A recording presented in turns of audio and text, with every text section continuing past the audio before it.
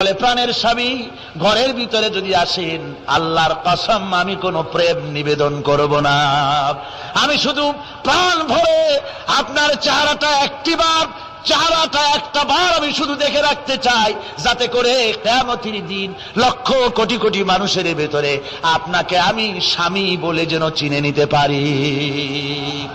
হযরত আব্দুল্লাহ বলেন, ওগো স্ত্রী, যদি এই ইরাদা তোমার হয় আর যদি তুমি ধৈর্য ধারণ করে থাকতে পারো, তাহলে কিয়ামতের দিন আল্লাহ রাব্বুল আলামিন আমি যার জন্য জান দিতে যেতেছি ওই মাবুদ মেহেরবান জান্নাতের ভেতরে তোমাকে আমাকে স্বামী স্ত্রী হিসাবে পরিচয় করাইয়া দিবেন।